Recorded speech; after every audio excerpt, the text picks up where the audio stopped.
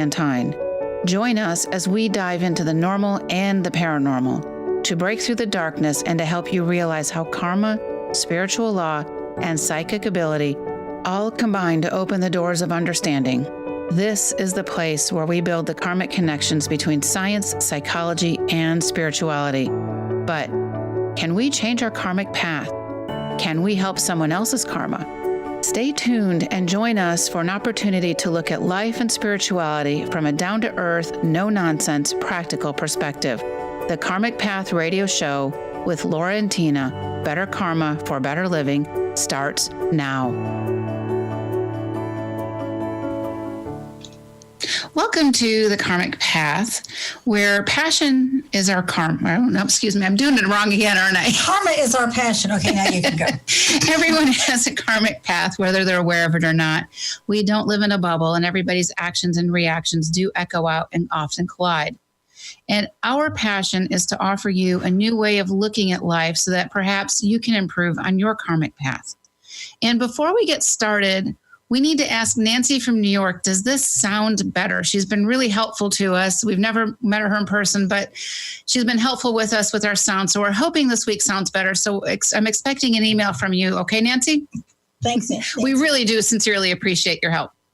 All right. We've been giving away books in the month of February. And this week, I forgot how to count. You're just extra generous. Okay. This week we have 3 winners that were picked from a random drawing. We have Laura from California, who's not you. Who's not me, but actually we found out lives near me. And Laura from California probably has no idea she lives near me.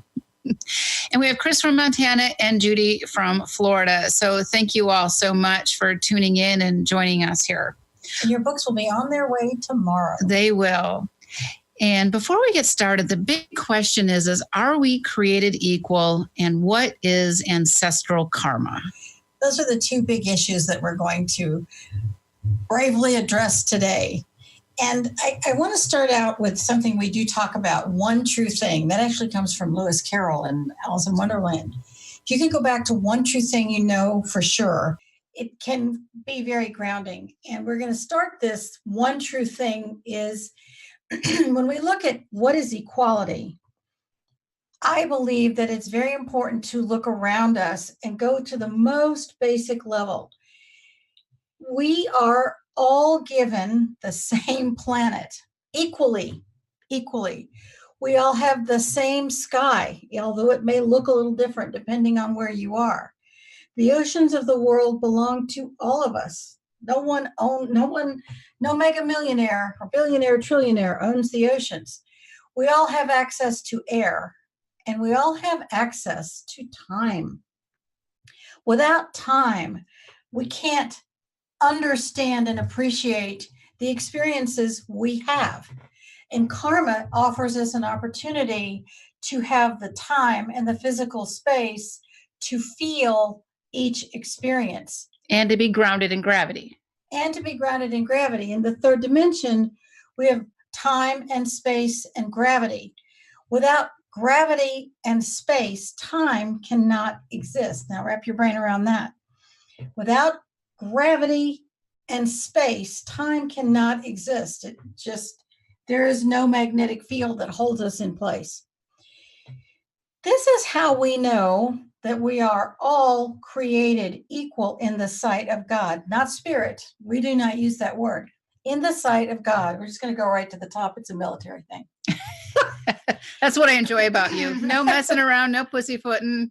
God loves us all equally because he provides the oceans and the air and the sky and beautiful days and rainy days, which we've had a lot of in California lately, to all of us, regardless of our race, our religion, our political belief. We are all equal in the sight of God, period. We are all equal, but we are also created in karma. And this is because we all have free will, which means we get to make choices on how we act and react to that physical life around us. The karma we each create is what makes us unique. And karma is kind of like there's this buzzword lately, right? that it's usually associated with somebody's fate or somebody's destiny. But when we think of karma as being a fate or a destiny, it denies us the element of the fact that we have free will. We have the ability to make choices. In every moment you're living, you're creating karma. This is one of Newton's laws of physics. For every action, there is an equal and sometimes opposite reaction. And every time you make a decision, you're creating another little drop of karma that you're not necessarily conscious of. Someone opens a door for you and you say, thank you. Maybe you made that person stay. But if they open the door for you and you hurriedly get out of their way, or you slam the door in somebody's face. In other words, everything we do creates some action and reaction for another person. That is karma.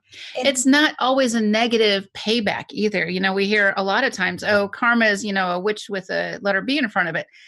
That's not the case. Karma itself is a powerful tool that is woven into every being throughout time. It's the sum total of who we are. That's what karma represents. We're in resonance, the things in family that we are in resonance with are those that are offering us the lessons for spiritual growth. Many of these lessons come from family, the family we choose to incarnate with. When you're born, think about this. This is an amazing thought. When you're born, you basically drop into the drama, the ongoing saga of your family's life and ancestry and story. You just entered from stage left or right, depending on your viewpoint. But you're going to do this viewpoint because it's in the middle of the camera. You enter this viewpoint. Sorry. You drop into the drama of your family's life, whether you're conscious of it or not. And maybe you are wanted. And so your family just gushes over you and all the relatives come and they're happy for your arrival. That sets you up in a very different karmic path than the child who was never wanted and is an inconvenience to his or her family. That child's karmic path is going to be different. Each child, both children in these completely separate examples have an opportunity to choose how their karmic path is going to be. But their parents are influencing their karmic path and how they will behave and how they will live their life. We can choose to be miserable all our life because maybe we had a really horrible start. Or we can choose to be grateful that we have life at all and feel that we can move forward with the knowledge that, okay, it's that line from Sound of Music, perhaps I had a wicked childhood, perhaps I had a miserable youth, but somewhere in my wicked, miserable path, there must have been a moment of truth. So if you can find the moment of truth for yourself, you can move away from all the things that are said to you with your hands, like you're pedaling here. Maybe you can find something that rings true for you. Maybe there was one person who really loved you. Maybe you can feel that. Maybe there was a friend or a neighbor. If you're growing up isolated or lonely or not feeling like you're in resonance with your family, maybe there's this one person outside of your family with whom you resonate with. And that's a karmic lesson and a karmic opportunity right there. Sometimes the best lessons are learning what not to do in a situation. If you grew up in an abusive family, maybe you get to learn love from another family. Maybe that's the karmic opportunity. One of the things that I've seen for a long time with my own clients, because they just kind of appeared, it wasn't like I advertised, is that a lot of people didn't have children because their own childhood was so abusive. These people were so aware of how hard their childhood was that they chose this lifetime not to have children because they weren't sure they wouldn't repeat what their family did. So they chose this lifetime to work on themselves, to heal those parts of themselves. Maybe that part of that client was frozen at an early age, as we have said before. You are frozen, your subconscious is frozen at the age of your earliest trauma. Your subconscious is frozen at the age of your earliest trauma. And so if you are conscious of that and you know you had trauma happen to you, and you decide that you have to figure it out for yourself, that needs to be just fine. Let no one judge you for that situation. I think it's important to be able to look back on it and go, all right, I had a sucky childhood, but I'm going to really work on it. Okay, let's take the opposite. Let's say you had a terrible childhood and you got pregnant and now you've got a bunch of kids and you don't even know how to be a mom. And maybe you're a single mom. But in every moment, you have a choice to ask for help, get someone to give you some guidance that you ask for, decide what you want from your life and what you want for your children. Do you want their lives to be different? You're going to influence them. And how you influence your children creates karma. If you're the person who is still frozen at an early age and your children say something to you and you respond by calling them a terrible name, even a small child, now you're doing to your child what was done to you. But if you stop and you seek that place of emotional maturity and you go, maybe my child was angry, but I still love this child as I wish someone had loved me. Give someone else what you wish you had had. We're going to take a quick break. We will be right back. You're listening to the Karmic Path on Transformation Talk Radio, and we want to thank our sponsors, theoillounge.com. Go check them out. They are full of great information on essential oils. We will be right back.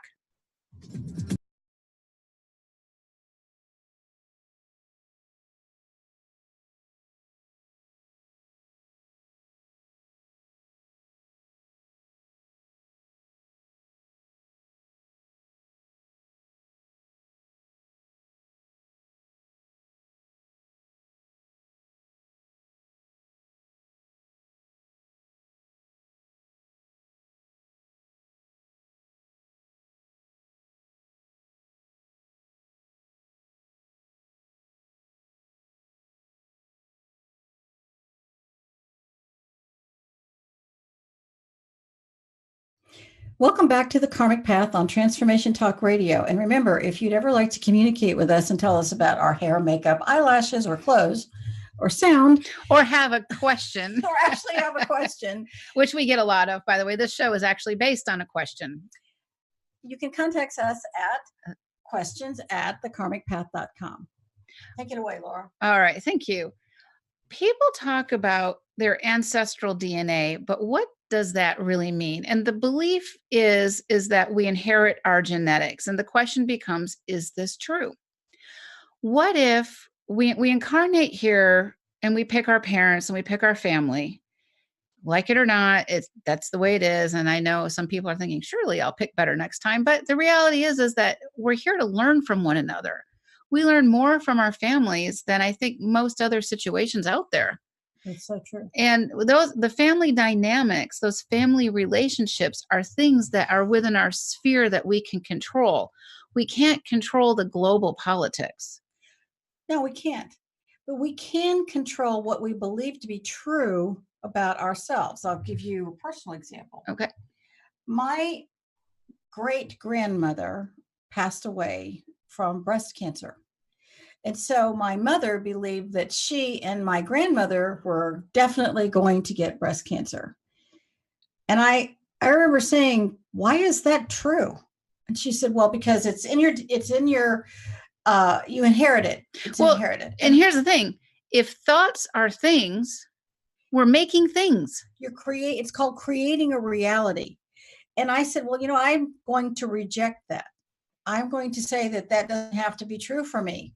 And by the way, Mom, it doesn't have to be true for you or Grandma. And guess what? Neither of them passed away from breast cancer. Yeah, I have a family member whose dad died and whose dad's dad died at the age of 50 from a heart attack. And this person's like waiting around to turn 50 so he can have a heart attack. I'm thinking, you've got to be kidding me. Nothing is set in stone. Our futures are fluid. But when it comes to ancestors and families, we're in resonance with it. It's a frequency issue. If you're in resonance, it simply means that you have some similarities that karma wants you to work out. There's a very interesting story that I learned from from reading about Edgar Casey and some of the devices that he created that promoted positive health. And one of these people came to him and she said, I'm one of 10 children. And the first 8 of us, my brother and I are the youngest, the first 8 of us all developed Alzheimer's. And, and as we're aging, we don't want that to happen to us. Is there something we can do? We don't want to believe that has to happen to us. Can we change that potential future? And Casey said, well, yes. And he gave them some things that they could try. And based on what based on the writings of Edgar Casey, those 2 people never did develop Alzheimer's because they made a conscious effort to develop a different path. And I know there are going to be people who say, well, if it were that easy, we could all do it. Right. Exactly. But it's a karmic situation also. But what we're saying with this is that you can look at anything as either a life sentence and inevitability, like it's going to happen, or you can choose and look at it as an opportunity or growth for change. My family member whose dad and dad's dad died of heart attacks at age 50 had horrible diets. Okay, so what if you change your diet? What if you do things differently? What if you look at I'm not going to call them mistakes because they're not mistakes, but their habits, you look at those things and you change what you're doing based on what you learned didn't work for them. And when you decide that you are not the same as your family member or ancestors, that you are different, then it takes a little courage. I know this runs in families. Everybody has gallbladder surgery. I hear this over and over. I can't believe how many times I've heard this. Oh yeah, my mom, my grandmother, and they go through this long list. They all had gallbladder surgery. So, I guess I might as well just go ahead and get it done. And I thought, why would you just believe that? And to me, that's ancestral belief. That doesn't necessarily have anything to do with ancestral DNA. What if the power of thought, the power of study, and understanding what you can do to improve yourself and your life changes things? And going back to the question, are we all created equal? This goes back to, we are all given as much as we could possibly imagine, an equal opportunity to bring change into our lives. And we all come in with different karmic baggage. I don't know if we've mentioned this in the past. And some people have a Kate Spade bag. And some people come in with like freight trains or, semi trucks worth of karma to be worked out. So we're not all the same in that way, but every single lifetime we make choices, and that is who we are. And that's part of the karma that's woven within us that we're given as these changes that we can create, the free will that we have to make these choices. Just because doesn't have to apply to you. Just because so-and-so had breast cancer doesn't mean you have to. Just because someone beat their kids or beat you doesn't mean you have to. Actually, I had the situation in the Navy when I was in the Navy, in the dark ages. Oh, I know this is a chilling story. Yeah. I had a sailor who was a big guy. I mean, he was so big that his muscles had split his sleeve because his muscles were so enormous. And he was our sailor of the quarter. He was a good guy, very competent man. But he just beat his wife, and he was about to start beating his daughter. And one of his coworkers reported him, and we sent him to the psychiatrist and the psychotherapist, and we sent him to anger management because that's what the Navy does.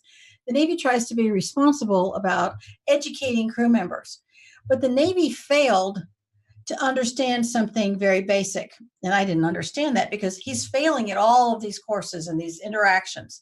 So he comes into my office one day and he sits down at my desk and he says, "Commander, what's the big deal? So I beat my wife. Nobody's perfect. I just don't get it." And I had this huge desk. I really love that desk. And I wanted to leap across it and strangle him because I'm a mortal person and I had a lot of emotion about what he said. But he wasn't lying to me. He was telling me genuinely how he felt. And no one had heard him before. They just got mad at him and tried to reprogram him. And I took a deep breath and I said, Petty Officer, whatever his name was, did your daddy beat you? Yes, ma'am. He beat me every day. And I said, did your granddaddy beat your daddy? Yes, ma'am. He beat him every day, but good. He'd have to go pick out the switch to get beat. And he looked at me and it's like he got it. And he said, Commander, doesn't everybody get beaten when they grow up? And I said, no, they don't. It's called assault. And when you beat your wife or your daughter, it's called assault. And now you put your family in the habit of violence. And for the next 1,000 years, people are going to get beat when they grow up. Unless you make that change, unless you find the courage inside yourself to stop beating your family and to change. This karmic moment now is your chance. I'm getting really passionate about this. Well, it's a huge concept because what if you change your karmic path? Let's say Petty Officer Joe, okay, you're talking about. He stops beating his wife and children. He's got one child, he might have more. He stops beating them. Now that karmic pattern has stopped and changed, and it has affected his entire family. And that echoes out. Imagine if one less child was beaten. One less child was screamed at. One less child lived in fear. Imagine what that would be like. And I said, for 1,000 years, you will have changed that potential future. Are you man enough? Do you have the courage to make that change? And that's the big question. Are you big enough to make a change? We all make mistakes. We may slip back into old patterns, but karma is going to be testing us. Did we learn the lesson? And I wasn't angry at him. In that moment, I had to change. I had to change. Because we can only change ourselves. Oh, I like that. Well, Tina, you couldn't change Petty Officer. I couldn't change him, but I could hear him. I could stop doing what we had all done in the chain of command. Which wasn't working.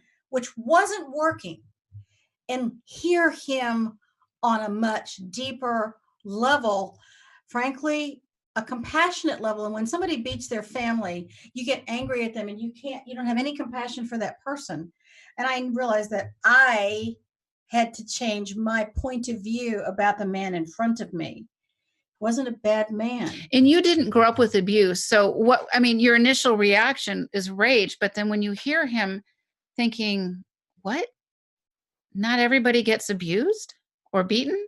So I'm looking at an abused person who needed to have someone hear him, frankly, for the first time in his life and not be angry. And I said, I can send you to class forever. But in this moment, you have a chance to change without criticizing your mom or dad or your grandparents. You can change. And I've seen people who have been abused do this. And you know what? We're going to be right back at this momentous section. You're listening to The Karmic Path on Transformation Talk Radio.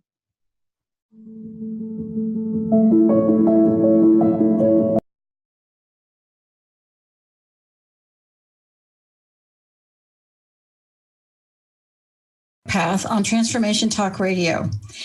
We are discussing, are we all created equal? We are all created equal and are from the point of view that we are loved by God on this planet. Everything else from that is our karmic path and the karma we create and the karma we allow other people to create for us. And what prompted this entire episode was a Facebook comment that came in to Laura recently. So when people say things, they don't often realize that sometimes the things they say can have a really detrimental impact. Laura? And this woman had a really good question, and she's seeking answers. And there's no judgment here on us, but here with us. But it says, she had said, I am constantly being attacked by bad karma that is not mine since birth. Is this a past life issue? And we talked last week about past life hauntings. And somebody else had, chimed in after the show and said, why can't a psychic tell me my past life? And, we want to kind of reiterate that for just a moment. That is, I could tell you anything. I could make anything up. You would never know the difference if you gave up your power and just carte blanche believe me. And that's a huge thing to remember when we are seeking help and seeking spiritual advice. You have to look at what rings true for you.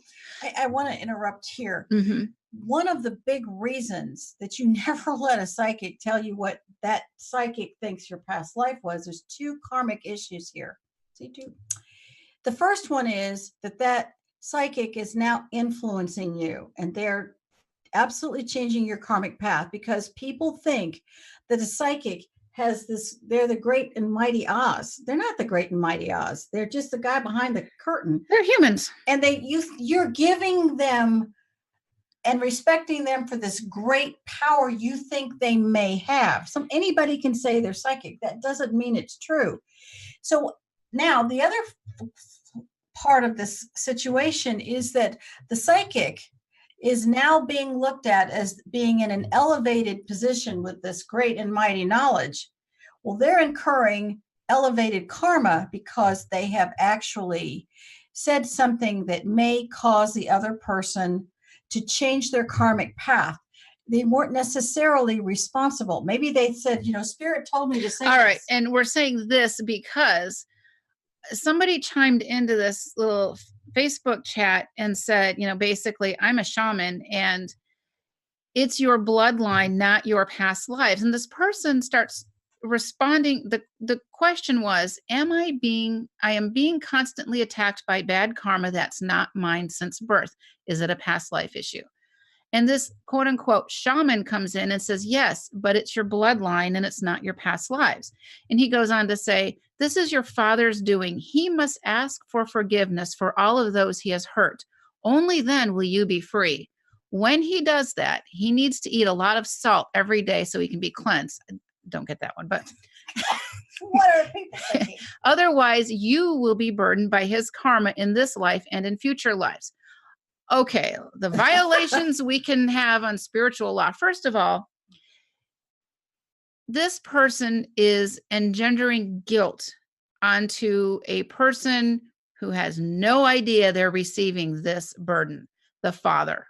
This father now, in this woman who asked the question, now thinks her father's guilty of something. And she's going to have to say, you need to forgive everybody that you've hurt so I can be free of this karmic burden. Does that make sense at all? No, it makes no sense whatsoever. But let's go back to her original question. She believes she's being attacked by bad karma. Karma doesn't attack you. And it's not bad or good. It's simply it's a reaction to something. If you can stop and start studying your life a little more, it's not karma, doesn't attack you. Those knee-jerk reactions, if you stop, take a breath, pause, and give yourself a moment before you react, you're going to save yourself a lot of bad choices. Bad choices and bad reactions. That's what maybe that person meant by being attacked by bad karma. You're feeling the negative responses from people around you who are responding to you. You can't change anyone else. You can only change yourself. So choose how you may respond differently to a situation. If karma's always giving us the same lesson over and over until karma really knows that we've learned it. And so we have the karma of the person who asked the question. She can begin to change by doing research and studying and seeking to understand herself and being careful who she asks. But the larger issue for me is the psychic. Any psychic or in this case, it was the shaman, but it's the same umbrella. It's the same umbrella. If somebody has to give you a title, It's probably not. It's probably ego-based. It's probably ego-based. And there are Native American shamans who don't run around telling people their past lives. I have never known a true shaman to do such a thing. It makes you look like you're the great and mighty Oz, but we all know that the great and mighty Oz was a fraud. Don't let someone give you a gold-plated ticket on the guilt train, which could be completely false. That psychic, shaman, Whatever they were, whatever term that they're using, whatever the term du jour is using guilt. They're using guilt, and they're taking your energy, and they're creating problems inside of you. It's really, and really problems cruel. that may not even exist. They're creating the problem. They're creating a problem that doesn't. Problem on a platter. Here you go. We're going to give you this gold-plated ticket on the guilt train, and then you're going to feel guilty, and then you're going to, have problems with your father. And whoa, that is not a positive thing. Okay, so we had another question. All right, so we had somebody come into us this week also, which is another reason why we're doing this show. They wrote in that a psychic did a past life regression on there, and the psychic told me that I was a terrible, horrible person in a past life. Well, they didn't do a regression. They just told her. Oh, they just told her. That's true. Yeah, you're right. No regression involved. Yeah, you're right. They just told her. So they tell her that she did this horrible thing in a past life, which is why she's not allowed to have children in this life. Now. And I have heard this before. I've heard this before too. Over and over. This is the first time I've heard this. We don't always have children in every lifetime. No. We don't need to have children in every lifetime. Sometimes our soul needs to understand what it's like maybe not to have children or not to have a certain family. Sometimes we need it. Every incarnation that we have is different. Yes, you do need to have several lifetimes where you are a parent, but you don't have to physically have the children. I know one woman who never had children, and she is a parent to 6 kids through a variety of situations. She's a really good mom. But it doesn't mean that you have to have children in every life. Maybe you're working on yourself this life and you're growing in different ways. Don't ever let anybody make you feel guilty. And for this psychic to tell this woman that she did something horrible in a past life that may or may not have caused damage or harm to children was among the cruelest things. And basically, to be blunt, it's black magic, because you're deliberately harming somebody else. You're deliberately harming someone else. And it's also this person who wrote in may choose relationships with other people that she would not normally have chosen. And they may not be for her greater good, because now her karmic path has just veered 1 degree. 1 degree now is many degrees down the future. And that's a very challenging thing. It's very important to remember that guilt will always seek punishment. This is why we're being really, really hard on psychics who tell people their past lives or who tell futures. And we probably do a whole episode just on that. Because when you create guilt, then that person feels it, and guilt always seeks punishment. It's a spiritual law. If you feel guilty, you feel like you should be punished for, fill in the blank.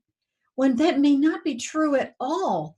And really good people are really good people. And no, there's no perfect person. People aren't perfect. We incarnate here for the experiences and lessons our soul needs.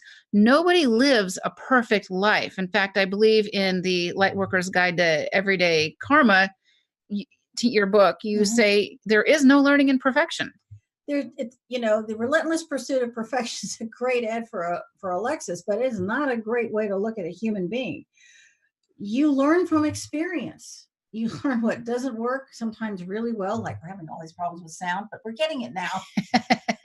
And thank you for Scott, who says, hey, Laura sounds great, but Tina sounds like she is living in a cave. So thank you. We're not perfect. No one's perfect.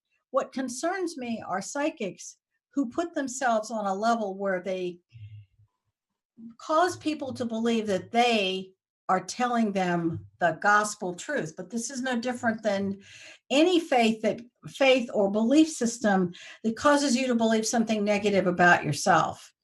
And, I'm going to go back to guilt seeks punishment. What if, and this goes back to the word sin also.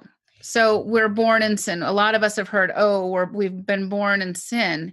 And you're going to die in sin. And you're going to die in sin. If you're born in sin, you're going to be seeking punishment. So if you are of any religious faith that tells you that you're born in sin, you're going to be seeking punishment for yourself, because there's nothing you can do if you're born in sin. And I can't tell you how many genuinely lovely people who have led wonderful lives or adored by their families believe that they are born in sin, they're sinners, and that God couldn't possibly love them. Well, what if, it's just a what if. Oh, what if? Okay. What if we are born in karma? What if we take sin and guilt out of the equation? We are born in karma. We're not born in sin. We're having experiences. We're not guilty. What if we what if we used a synonym for karma and said we were born with opportunity? Even though it might look grim when you first start out, still have an opportunity to change. All right. And with that, we will be right back. You're listening to The Karmic Path on Transformation Talk Radio. Don't forget to check out theoillounge.com. It's full of a lot of great information.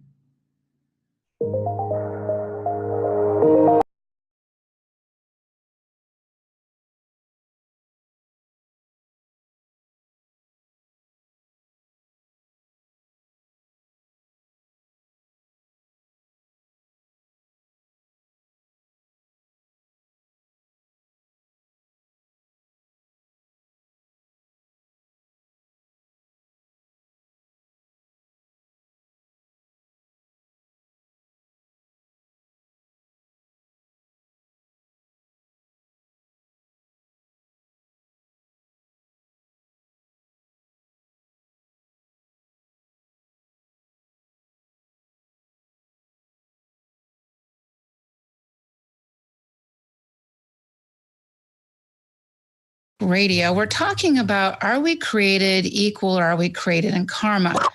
We're all created in a karmic reality that has consequences and experiences, including the really good things. Karma isn't punitive. Karma is part of the fabric of our being. It's part of our essence. And what makes this so unique, what makes us so unique individually and collectively, is that we have free will to make choices that affect our karmic path and the karmic path of those around us. And whether you believe in reincarnation or not, it still is impactful. But the entire point of reincarnation is that we get to have more experiences to create balances within those, karmic opportunities and those karmic lessons. And we were talking in the last break that if we replace the words sin with karma, you get to remove the guilt. You get to open up hope and opportunities. But if you're living in sin, you're living in guilt, there's no hope there. It's always going to be punishing. And so if we're born in karma and we're not born in sin, what does that get to do to us? How does that change the frequency of the planet? Well, you can do good things. And we have... Well, even if you're doing bad things, I'm going to call them mistakes, or if you do something and you harm somebody, but you learn that lesson from that harming someone, that's still a good opportunity because you've learned a valuable lesson. It may bring you heartache and strife, but it's still a good lesson. If you recognize it as a lesson. Unfortunately, a lot of people seem to keep making the same mistake over and over. But this is why we're doing what we're doing. It's to give us a different perspective or a different thought or idea. So let's look at some situations where, how did karma come to someone and what did they do with the karmic opportunity that was in front of them?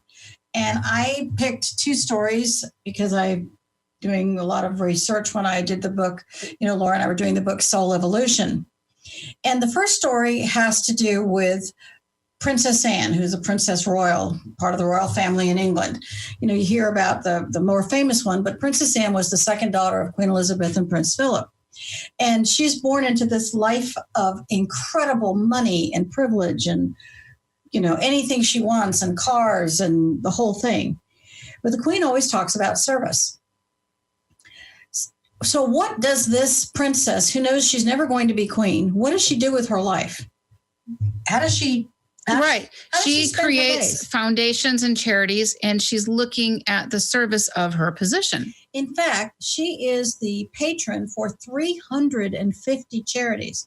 They say she works tirelessly day after day after day. She gets no press. She doesn't seek press. She doesn't seek all the All right, trappings and that go with it. This is a person of substantial wealth and fame, but this is what she's choosing to do with her karmic path. But let's look at somebody else. Let's look at Joan Kroc. Joan Kroc is a hairdresser who was born of very modest means. She marries the guy who started the McDonald's chain franchise, Ray Kroc. And she decides that with her money, and by the way, I actually know this family. I've been to their home before, Joan and Ray Kroc's home. I've been to their house years and years ago. And I also knew a local from my community who was the construction architect for all of these McDonald's all these years ago. And the Krocs were very modest with their personal expenditures, but Joan Kroc saw a need. She saw with her wealth, she could fill in a valuable need. And that was parents who had children who were sick in the hospital needed a place to stay so they could be with their sick child, oftentimes in their last moments before they die. If you live far away from a hospital, you're going to have to stay in a hotel and you're going to have to be eating out. She created the Ronald McDonald houses with her wealth. And she also did one step further, and she offers other people to participate in this charity by throwing change in whenever you go through a drive-through or whatever it is. So she is offering this huge karmic service, and she came from a very different background than Princess Anne. So you have a person who's born into wealth and privilege and chose to spend it doing some truly amazing things.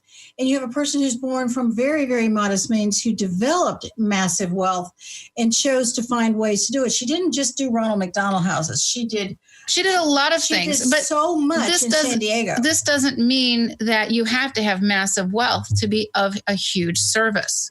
A lot of times it's maybe you have an elderly neighbor. Maybe you help them, somebody walk their dog, or you're bringing them groceries. True spiritual service is very mundane. I guess that's why I've always been a huge fan of Edgar Cayce, who was considered the truest psychic in the United States. He died, I think, in 1968. And he performed so many different forms of service for so many people over time. He was the real deal. He didn't tell anybody's future. Right. He didn't tell anybody, a past life. Basically, what he focused on was helping people find ways to heal. And he identified choices that they were making that they could do differently. There's another very interesting story about Andrew Carnegie, who started from very humble beginnings. And he did some things that caused actually quite a few deaths. And he felt terrible about this. But eventually he became the richest man in America. And did he learn from this? What I can tell you is that he created 1,400 libraries across the United States so that as many people as possible would have access to knowledge. And he built the libraries, and he filled the libraries with books, and he made them free. He started the library system in the United States. I'm not saying he was a great and mighty Oz or a great and mighty person. I'm saying he saw a need and he filled it on a grand scale. But on a smaller scale, each of us can find ways to do good things. We are all equal in that we can find these things. And if we are born in karma and not born in sin, that gives us a hope, and it gives us so many more opportunities. And again, we said this in the beginning of the show, that karma is a powerful tool that is woven into all of us throughout time. And it represents the sum total of who we are, who and what we are in resonance with. And it offers us many lessons for spiritual growth. And soul evolution. And we have a book, Past Lives and Karmic Ties.